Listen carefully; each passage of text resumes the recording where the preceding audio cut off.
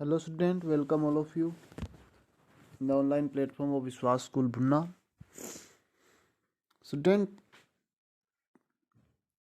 8th class, second lesson of history, we can study about the English East India Company and their regulation.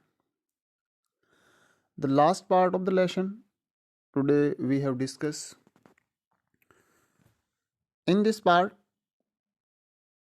we have studied about the judicial administration. In the last video, we have studied about the civil administration, regulating act, petition, India Act, Charter Act of different type of Charter Act we have studied. And today two more administrative reform that was done by the British East Indian Company in India we have studied. Judicial administration. What is the structure of judicial administration and who control the judicial administration in British East India Company and how they are functioning of that administration. In 1772, Warren Hastings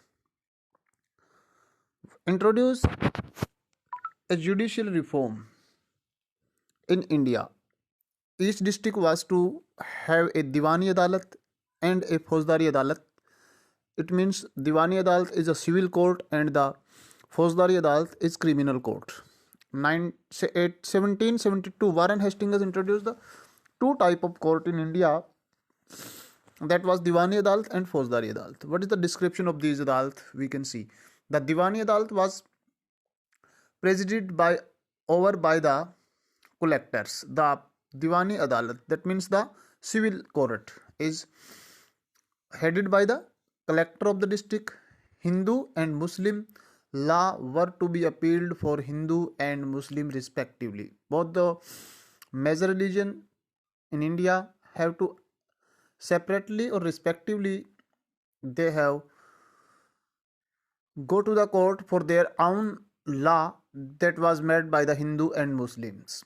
It was the civil administration. It means the social conflict are resolved in the Diwani Adalat and the collector is headed of these issues. The Fauzdari Adalat or the criminal court. The criminal court was presided over by the Indian officer of the company. The company's Indian officer headed the Fauzdari Adalat. They got assistance from the Qazis and Muftis. Qazis and Muftis are the two religious persons that was assistant of the British officers, and they helped to the British officer to resolve the issues in the Fauzdari Adalat, in the criminal court. In 1833, a law commission was appointed. It was given the task of defections of Indian law. In 1833, the Charter Act come to enforce, and a law commission was appointed for the see the Indian law. Consequently, the Indian Penal Code (IPC) was compiled that led the ideal of the one law for all. This is the one law for all the Indian, and Indian Penal Code was introduced by this act.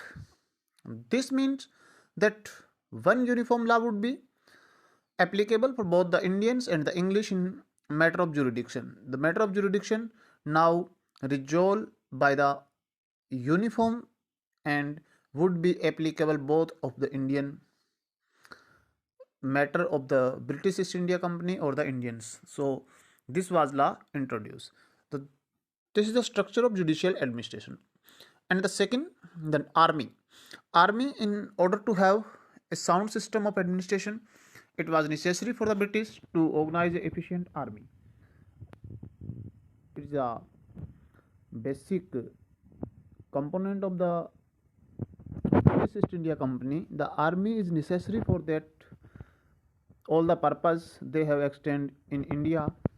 The army was also required to keep check on foreign invasions and internal revolts of rulers, expansion of territories, and peaceful maintenance of trading activity. For all these activity, trading activity, expansion of territory, and the intervention revolt of the rulers, for these all the functions, the British successfully launched by the army. The army helped to all issues resolved regarding these. Peaceful maintenance of trading activity. The army mainly consists of Indian soldiers or spies. The army mainly consider Indian soldiers. The British East India Company have appointed the Indian soldier as a sepoys.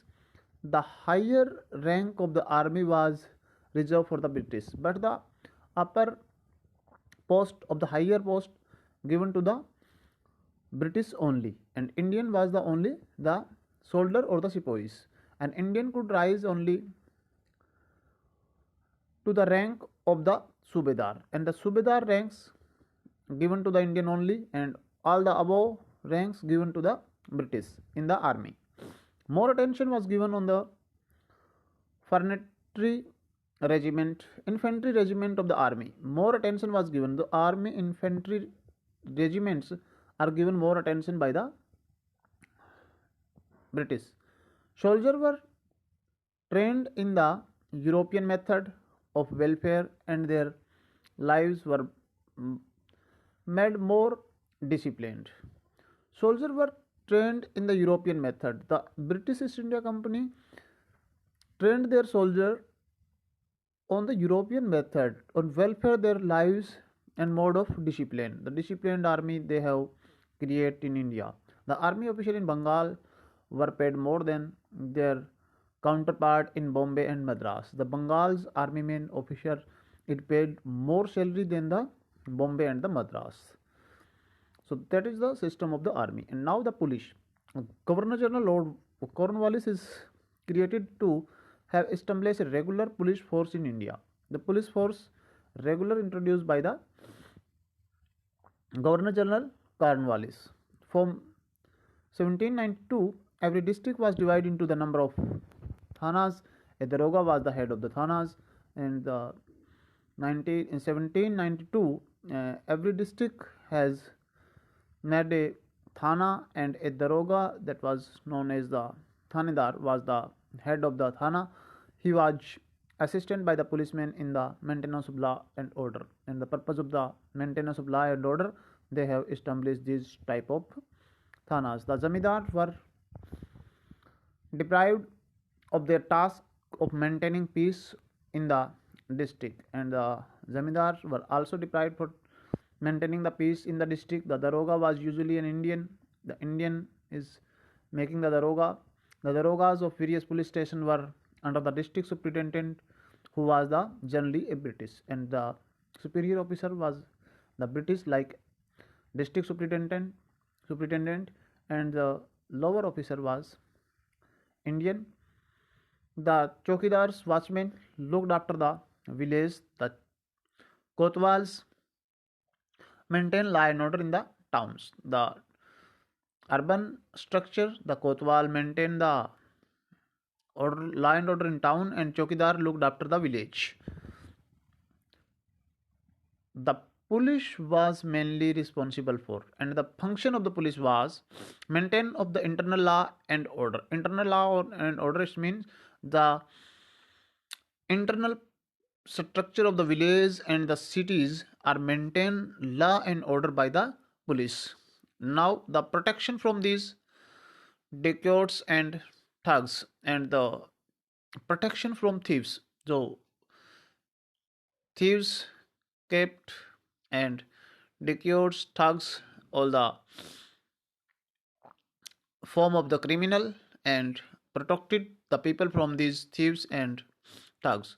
Ensuring safety of highway. All the highways are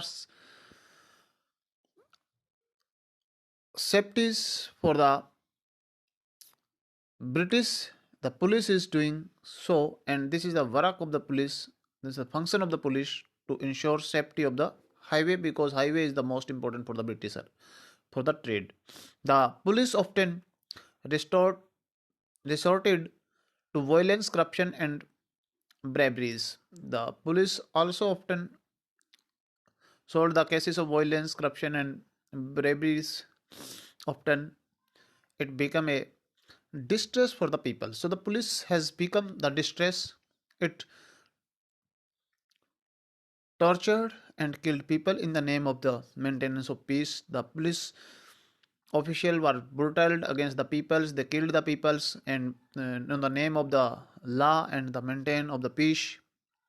Lack of education, poor salaries, and absence of the privileges as compared to the British soldier were the main factor responsible for the conduct of police. And this type of behavior police has been doing, that was the lack of education and salaries, absence of the privileges, and the privileges to the British soldier, and the British East Indian soldier given the more privileges, but the Indian soldier have no right. So this factor responsible for the conduct of the police. The police was corrupt, bravery, and doing violence and killed the peoples. So these are the function of the police and the administration, judicial, civil, and other administration in India. So in this video we have completed this lesson, and the next video will be of the question answer of this lesson that was given next. And thank you, have a nice day.